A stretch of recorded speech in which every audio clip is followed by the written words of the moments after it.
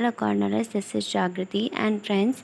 आज जो हम लोग इम्पॉर्टेंट टॉपिक पढ़ने वाले हैं हमारे इस चैनल पे, फर्स्ट ऑफ ऑल आपको ये जान लेना है कि हमारे इस चैनल पे जो है नर्सिंग प्रतियोगी परीक्षा जिससे जो इम्पॉर्टेंट टॉपिक रहते हैं इस चैनल पे अपलोड किए जाते हैं, जो कि आपके अगर आप जो है CHO, AIIMS, DSSP, SG, PGI, RUHS, एसएक, नर्सिंग पैरामेडिटी या UPPSC स्टाफ नर्स, CHO या कोई भी नर्सिंग कॉम्पिटिटिव एग्जामिनेशन की तैयारी कर रहे हैं तो उनके लिए बहुत ही ज़्यादा इम्पॉर्टेंट टॉपिक ही रहेगा और हमारे चैनल पे जो अपलोड किए जाते हैं।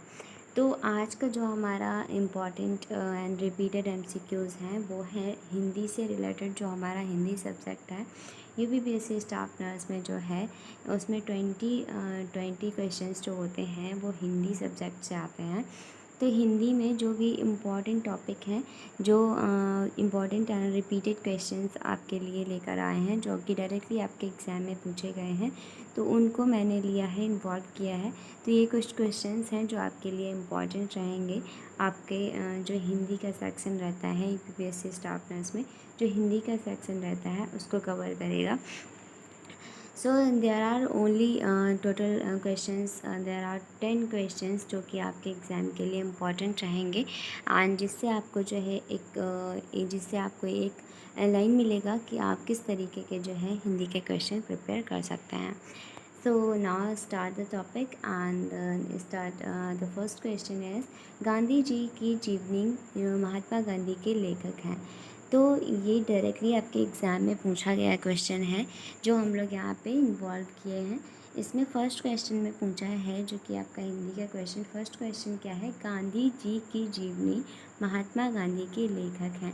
तो जो गांधी जी की जीवनी है, महात्मा गांधी के लेखक हैं, तो इसमें करेक्ट ऑप्शन हमारा क्या रहेगा? तो इसमें करेक्ट ऑप्शन हमारा रहेगा रामचंद्र वर्मा। इसमें करेक्ट ऑप्शन क्या रहेगा? रामचंद्र वर्मा, जो कि गांधी जी की जीवनी महात्मा गांधी के लेखक हैं, रामचंद्र वर्मा।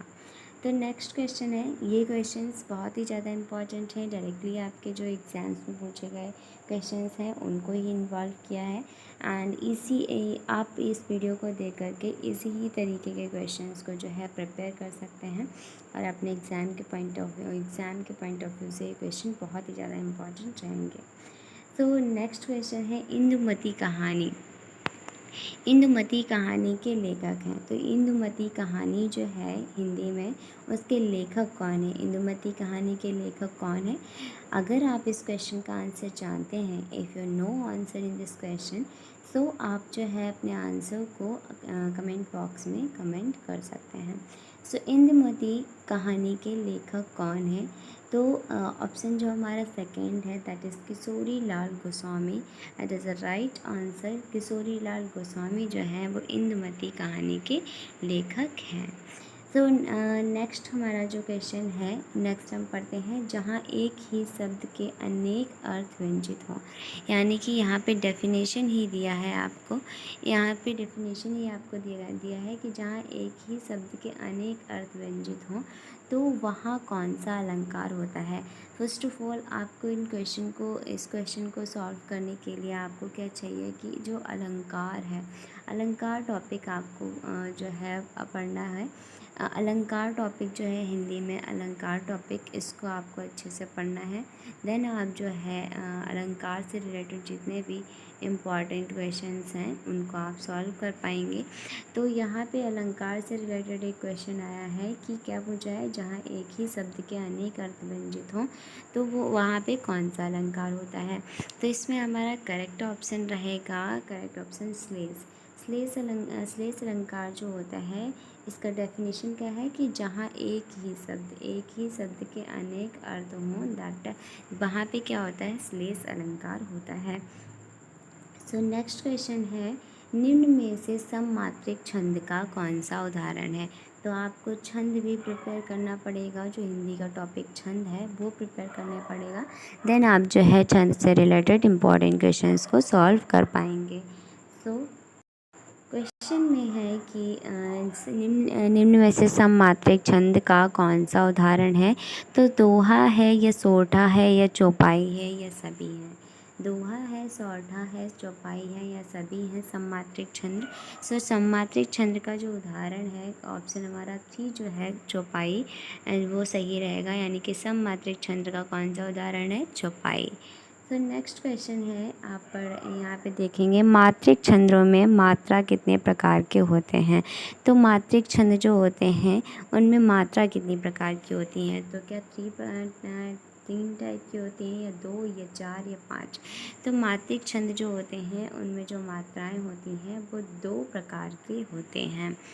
नेक्स्ट आप पढ़ेंगे घर का उजाला मुहावरे का अर्थ है।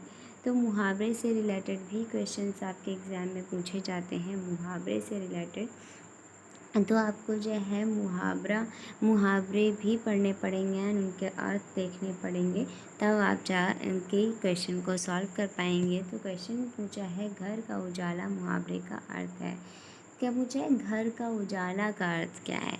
तो घर का उजाला का अर्थ क्या होता? क्या धोखा देना, या हार कर भागना, या बहुत प्यारा, या घर की कीर्ति बढ़ाने वाला? तो घर का उजाला, इसमें करेक्ट ऑप्शन क्या रहेगा? घर की कीर्ति बढ़ाने वाला क्या कहलाएगा? घर का उजाला। तो नेक्स्ट क्वेश्चन आप देखेंगे जिसकी तुलना ना हो सके उसे क्या कहते हैं। क्वेश्चन में पूछा है जिसकी तुलना ना हो सके उसे क्या कहते हैं। तो जिसकी तुलना ना की जा सके या जिसकी तुलना हो ना सके तो उसे क्या कहेंगे? बहुमूल्य कहेंगे, या अमूल्य कहेंगे, या अतुलनीय कहेंगे, या तुलनीय कहेंगे? तो इसे कहेंगे अतुलनीय। अतुलनीय जो होता है जिसकी तुलना ना हो सके उसे क्या कहेंगे? उसे कहेंगे अतुलनीय, अतुलनीय कहेंगे। तो नेक्स्ट क्वेश्चन है कर्मवाच्य का उदाहरण वाक्य है। तो क्वेश्चन में पूछा है कर्मवाच्य का उदाहरण वाक्य है। तो कर्मवाच्य का उदाहरण वाक्य क्या है?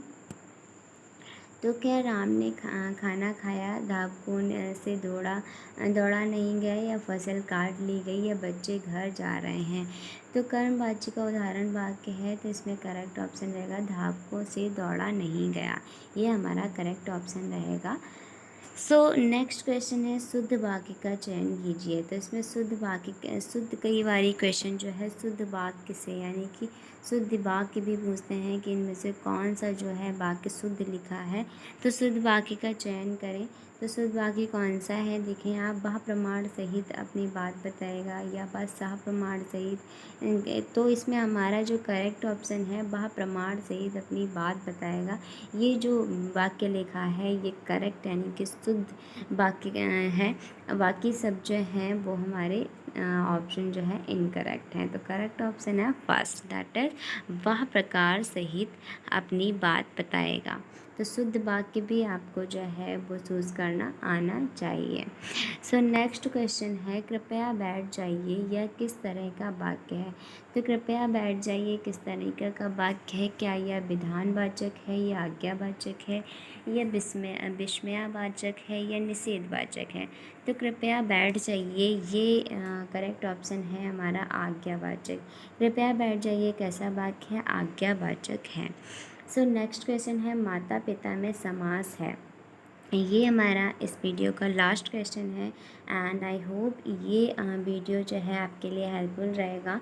आपको जो है एक गाइडलाइन मिलेगा कि किस टाइप के जो है हिंदी के क्वेश्चन को प्रिपेयर किया जाए for the EPPSC staff nurse. तो जो है इसमें माता पिता में समास है। तो माता पिता में कौन सा समास है? बहुप्रिय समास है, या द्वंद्व है, या द्विगु है, या अव्ययी समास है? तो माता पिता में जो है वो समास कौन सा है? द्वंद्व समास है। कौन सा है? द्वंद्व समास जो है वो है माता पिता में। अब हम ये क्वेश्चन को सॉल्व करने के फर्स्ट ऑफ ऑल क्या करना है, आपको समास के टॉपिक को जो है वो आपको प्रिपेयर करना है। तो यहाँ पे हम शॉर्टली देख लेते हैं कि समास होता क्या है। तो समास का मतलब क्या होता है? संक्षिप्तीकरण को समास कहते हैं। समास का मतलब संक्षिप्तीकरण, यानी कि शॉर्ट में बनाना। दूसरे शब्दों में समास संक्षिप्त करने की प्रक्रिया है। 2 या 2 से अधिक, यहाँ पे आपको याद रखना है 2 या 2 से अधिक शब्दों का परस्पर संबंध बताने वाले, यानी कि 2 या 2 से अधिक जो शब्दों 2 या 2 से अधिक शब्द जो हैं उनका परस्पर संबंध बताने वाले जो शब्द होते हैं या कारक होते हैं उन्हें क्या कहते हैं? उन्हें समास कहते हैं। दो ये अथवा दो से अधिक शब्दों के मेल से बने एक शब्द को क्या कहते हैं, समास कहते हैं। उदाहरण के लिए कहा जाए तो दया का सागर जो है, दया का सागर का सामासिक शब्द क्या बनेगा, दया सागर। जैसे कि दया का सागर, उसको अगर संक्षिप्त किया जाए तो वो क्या बनेगा, दया सागर बनेगा। तो इसी प्रकार की यानी कि संक्षिप्तीकरण को, यानी कि दो या दो से अधिक जो शब्द हैं उनको को मिला करके एक शब्द बनाना, उनका संक्षिप्तीकरण करना क्या कहलाएगा, समास कहलाएगा। तो उदाहरण में हम देखते हैं कि जो हमने दया सागर लिया था उदाहरण, तो दया और सागर इन दो शब्दों का परस्पर संबंध बताने वाले जो परस्पर संबंध बताने वाला क्या है, का वर्ड है, यानी कि दया का सागर। तो दया का सागर जो है, ये जो का वर्ड है, ये है जो है ये दया का सागर, इसमें से जो का वर्ड है वो संबंध बताने वाला है। तो संबंध बताने वाला जो का है, प्रत्यय का लोप होकर, इस प्रत्यय का लोप होकर यानी कि ये प्रत्यय गायब कर दिया जाता है और एक स्वतंत्र शब्द बना दिया जाता है, क्या कहलाता है, दया सागर। तो ये क्या कहलाएगा, संक्षिप्तीकरण, और इस संक्षिप्तीकरण को क्या कहते हैं, समास कहते हैं। और समास जो होते हैं वो परंपरागत 6 भेद होते हैं।